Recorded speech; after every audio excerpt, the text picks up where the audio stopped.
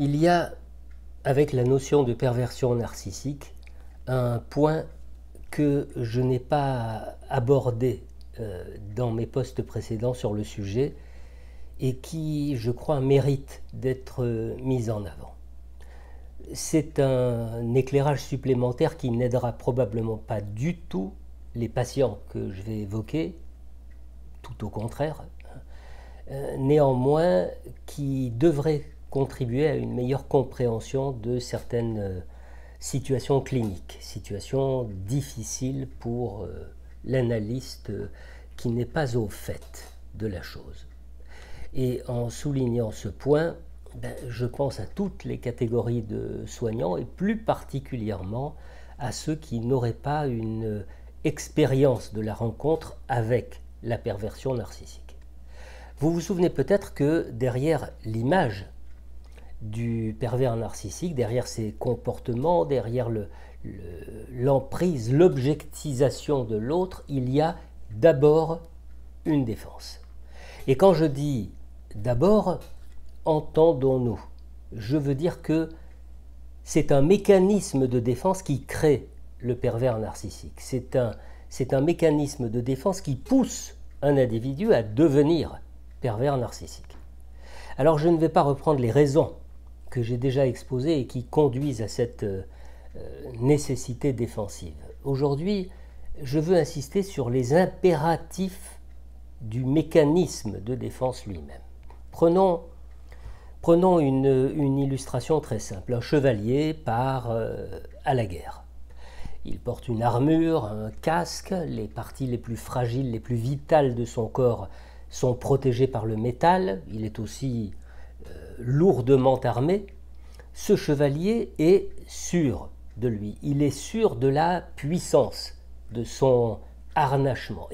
Il n'imagine même pas qu'il pourrait se retrouver face à un ennemi dangereux, ennemi plus puissant que lui, ennemi que nous pourrions nommer comment?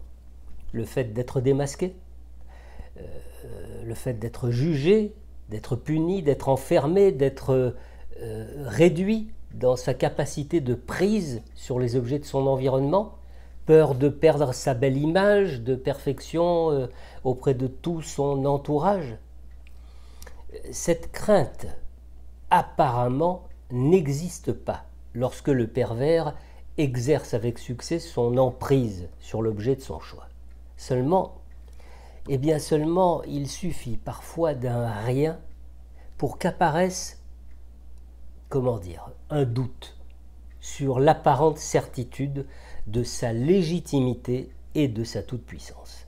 Un peu, voyez-vous, comme si l'ombre d'une menace concernant la perfection de son armure s'imposait à ce chevalier.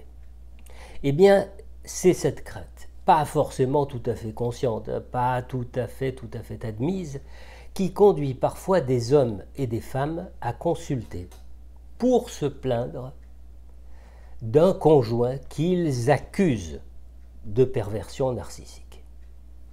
Cette crainte, c'est la seule des deux raisons qui peuvent conduire un pervers narcissique à consulter.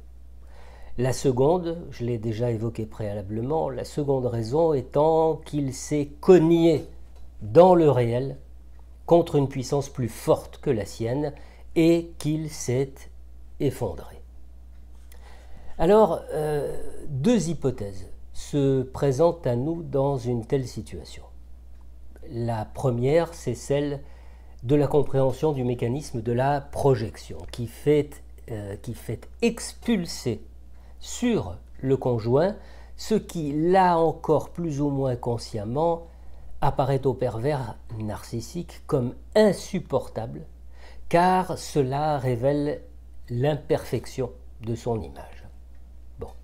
La seconde hypothèse, plus cohérente avec la toute-puissance de notre individu, c'est le risque. le risque que lui fait courir la faille apparue dans son armure, et donc le besoin de justifier son attitude auprès d'un tiers. Si le jeune thérapeute se laisse abuser et se laisse prendre à ce piège, il va inévitablement enrichir le fleuve de jouissance chez le patient. Et il confortera celui-ci dans l'illusion de sa toute-puissance.